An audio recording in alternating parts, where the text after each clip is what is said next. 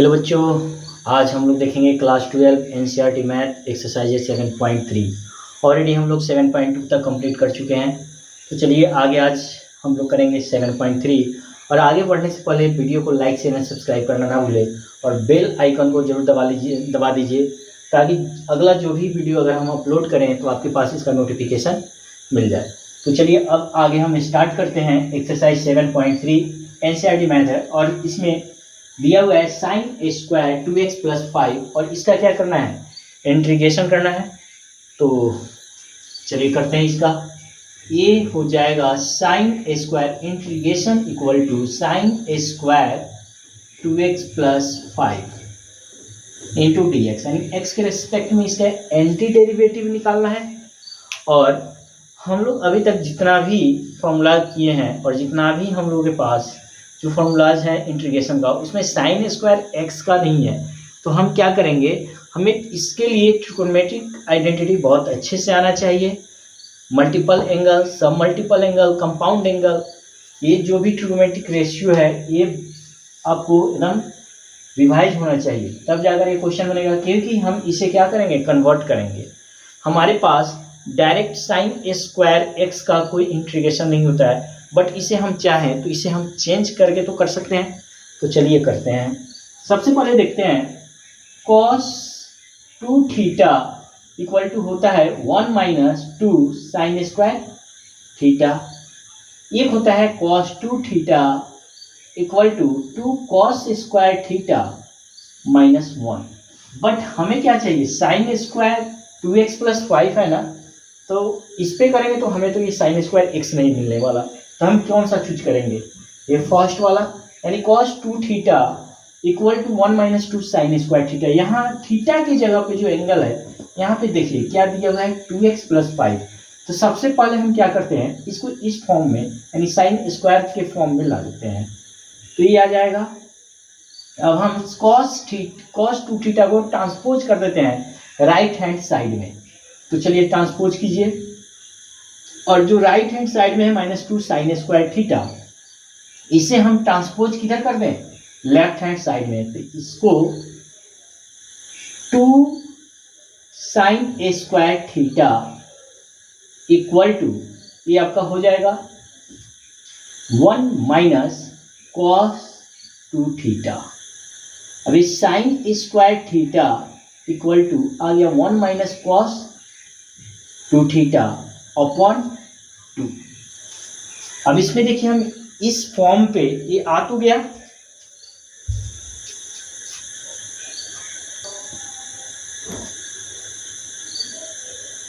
चलिए इसे हम करते हैं। अब sine square theta equal to हमें क्या मिल गया, 1 माइनस cos 2 थीटा अपॉन 2। अब यहाँ पर साइन स्क्वायर ये एंगल ही है ना थीटा, यानी थीटा के जगह पे यहाँ क्या गिवन है, 2x प्लस 5। तो इसके बदले में हम ये पुट कर सकते हैं, कर देते हैं integration equal to 1 minus cos 2x plus 5 by 2 into d x. अब यहां से 1/2 कॉमन ले लेते हैं, तो ये आ गया 1/2 integration 1 minus cos 2x plus 5 into d x. अब यहाँ पर इससे इसको मल्टीप्लाई कर दीजिए, 1/2 इंटीग्रेशन 1 माइनस cos, ये हो जाएगा 4x plus 10 into d x. अब एक इंटीग्रेशन को डिस्ट्रीब्यूट कर देते हैं, तो ये आ जाएगा आपका 1/2 integration 1 into d x minus integration, ये 1/2 दोनों के साथ आएगा क्योंकि ये तो दोनों में ही था, दोनों से कॉमन लिए थे। तब जब डिस्ट्रीब्यूट करेंगे तो दोनों में डिस्ट्रीब्यूट कर देंगे। तो यहाँ पर आपका क्या आ गया, cos 4x plus 10 into d x. अब इसका इंटीग्रेशन निकालते हैं। जब इसका इंटीग्रेशन निकलेगा तो 1/2 ये हो जाएगा 1/2 मल्टीप्लाई एक्स, डी एक्स का इंटीग्रेशन क्या आता है, एक्स आता है, माइनस 1/2। अब यहाँ पर देखिए ये जो 4x है ये लीनियर में है, तब तो ये आसान है। अब जो x का कोफिशिएंट है, अब cos x का हमें पता है, cos x का इंटीग्रेशन क्या आता है, sin x होता है। Integration of cos x into d x, ये होता है sin x प्लस c। तब ये cos 4x प्लस 10 है, तो हम क्या करेंगे, इसका क्या आ जाएगा, sin 4x। अब इसको लिखते हैं multiply sin 4x plus 10 upon, अब x का कोफिशिएंट क्या है, 4 है, तो इसके अपॉन में क्या आ जाएगा, 4 प्लस कांस्टेंट। अब इसका मल्टीप्लाई कर दीजिए, तो ये क्या आ जाएगा, x अपॉन 2 माइनस 2 और 4 का जब मल्टीप्लाई करेंगे तो ये कितना आ जाएगा, 8 आ जाएगा। तो 1/8 sign 4x plus 10 plus c, यही इसका इंटीग्रेशन होगा। और इस एक्सरसाइज में आपको सबसे पहले आइडेंटिटी याद होने चाहिए, सब मल्टीपल एंगल याद होना चाहिए, मल्टीपल एंगल याद होना चाहिए, तब जाकर आपका इसमें क्वेश्चन बनेगा। तो अगला क्वेश्चन हम लोग देखते हैं, क्वेश्चन नंबर 2।